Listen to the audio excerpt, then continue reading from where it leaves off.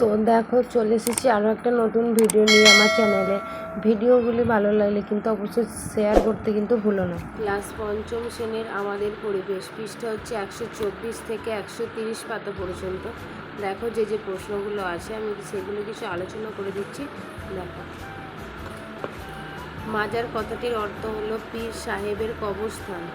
2 নম্বরের প্রশ্নটা আছে বাঘের কয়েক কটি প্রজাতির নাম লেখো।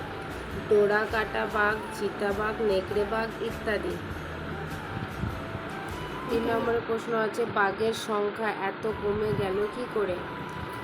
মানুষ বাঘ মারত, বন্দুক দিয়ে বাঘ মারত পারলে লোকজন তাকে বীর ভাবত। বেশিরভাগ সময় মানুষ অকারণে বাঘ মেরেছে, সেই জন্যই বাঘ এত কমে গেছে। 4 নম্বর প্রশ্নটা আছে কোন পাখির পালক খুব সুন্দর হয়? হুইয়া পাখি। 5 নম্বরের প্রশ্ন আছে কয়লা তুলতে প্রায় কতটা গভীরে নামতে হয়? উত্তর হচ্ছে প্রায় 400 মিটার ও বেশি।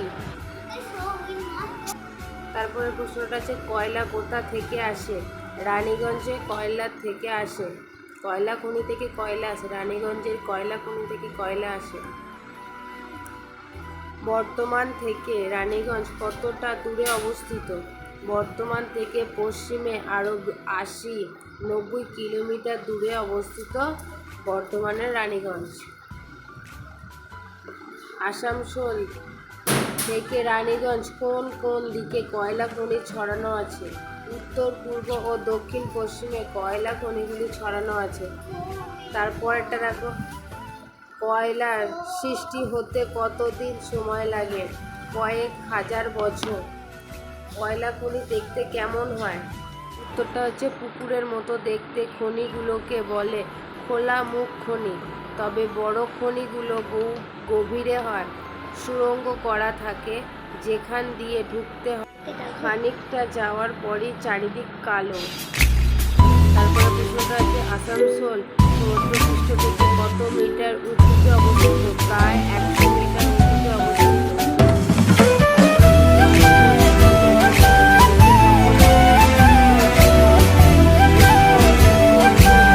কয়লা খনি আছে?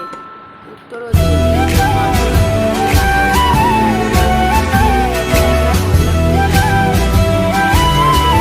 কয়লা কিভাবে সৃষ্টি হয়?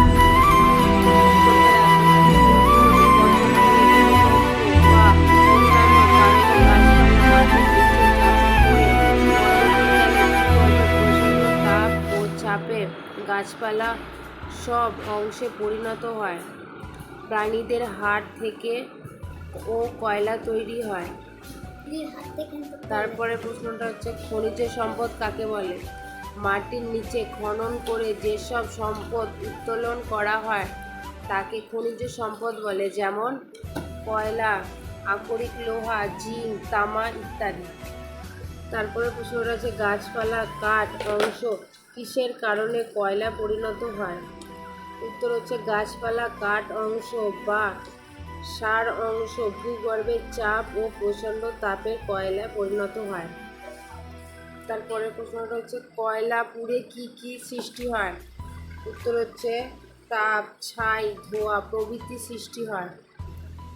তারপরে প্রশ্নটা হচ্ছে কয়লার ধোঁয়াতে শরীরের কোন অঙ্গ খুব ক্ষতিগ্রস্ত হয়? চোখ। তারপরে প্রশ্ন হচ্ছে কয়লার ধোঁয়ায় থাকা সবচেয়ে বিপজ্জনক গ্যাসটির নাম কি? Carbon monoxide. তারপরে প্রশ্ন হচ্ছে ধস কি? উত্তর হচ্ছে পাহাড়ি অঞ্চলে বা খনি অঞ্চলে বিভিন্ন কারণে ভূমিকম্প, মাধ্যাকর্ষণ, অপরিকল্পিত খনন, ভূপৃষ্ঠের আলগা অঞ্চল হঠাৎ ভূগর্ভে ঢুকে যাওয়ার মতো ঘটনাকে ধস বলে। তারপরে প্রশ্ন হচ্ছে কয়লা তুলে নেয়ার পর কী কী করা উচিত? কয়লা তুলে নেয়ার পর গর্তগুলি বালি বা মাটি দিয়ে ভরাট করা উচিত। তারপরে প্রশ্ন হচ্ছে ধস নামলে কি ক্ষতি হয়? উত্তর হচ্ছে ধস নামার ফলে বাড়িঘর, রাস্তাঘাট নষ্ট হয়, গাছপালা, বাড়িঘর ধসে পড়ে মানুষ ও অন্যান্য জীবের মৃত্যু ঘটে। তারপরে প্রশ্ন হচ্ছে কয়লা খনির সুড়ঙ্গ পথ কেমন হয়? এবং কয়লা খনির মধ্যকার পরিবেশ কেমন? উত্তর দেখো, কয়লা খনির সুড়ঙ্গ পথের চারিদিকে কালো কয়লা। কয়লা খনির ছাদ দেওয়ালের মাঝে সবই কয়লার তৈরি। সেখানে ইলেকট্রিকের আলো থাকলেও জ্যোতি কম, মাঝে মাঝে জল চুইয়ে পড়ে, সেই জন্য হাঁটার পথ কাদা কাদা মতো। সুড়ঙ্গ পথে সাইডরা পথ দেখিয়ে নিয়ে যান। তারপরে প্রশ্ন হচ্ছে, কাঠ কয়লা কিভাবে সৃষ্টি হয়? জ্বলন্ত কাঠে জল ঢাললে তা নিভে যায়, কিন্তু ওর মধ্যে জ্বালানি থেকে যায়, এভাবে কাঠ কয়লা পাওয়া যায়। আবার জ্বলন্ত কাঠকে বস্তা চাপা দিয়ে নেভালেও কাঠ কয়লা পাওয়া যায়। পরের প্রশ্ন, কয়লা খনির সুড়ঙ্গের শ্রমিকদের শ্বাসকষ্ট হয় কি, এবং শ্বাসকষ্ট জনিত সমস্যা হলে কিভাবে তার সমাধান করা হয়? কয়লা খনির সঙ্গে শ্রমিকদের শ্বাসকষ্ট হয় না। শ্বাসকষ্টের জনিত সমস্যা যদি হয়, কম্পিউটারের সাহায্যে মাপামাপি করে অক্সিজেন পাঠানো হয়। খনিতে অক্সিজেনের পরিমাণ কমে গেলে অ্যালার্ম বেজে ওঠে, তখন আবার অক্সিজেন পাঠিয়ে শ্বাসকষ্ট জনিত সমস্যার সমাধান করা হয়। কয়লা খনির অঞ্চলে ধসের মোকাবিলা কিভাবে করা উচিত? দেখো, কিছু পয়েন্ট আছে, 3টে পয়েন্ট আছে, সেই 3টে পয়েন্টগুলো দেখো। 1 নম্বর পয়েন্ট হচ্ছে, কয়লা খনির অঞ্চলে ধস নামলে তাকে বালি বা মাটি দিয়ে ভরাট করতে হবে। 2 নম্বর পয়েন্ট হচ্ছে, কয়লা খনির সংলগ্ন অঞ্চলে প্রচুর পরিমাণে গাছ লাগাতে হবে। 3 নম্বর পয়েন্ট হচ্ছে, কয়লা খনিগুলি থেকে একসঙ্গে অধিক পরিমাণে কয়লা না তুলে একটি নিয়ন্ত্রণের মধ্যে কয়লা উত্তোলন করতে হবে। থ্যাংক ইউ বন্ধুরা, যদি চ্যানেলটা ভালো থাকে অবশ্যই সাবস্ক্রাইব করতে কিন্তু ভুলো না।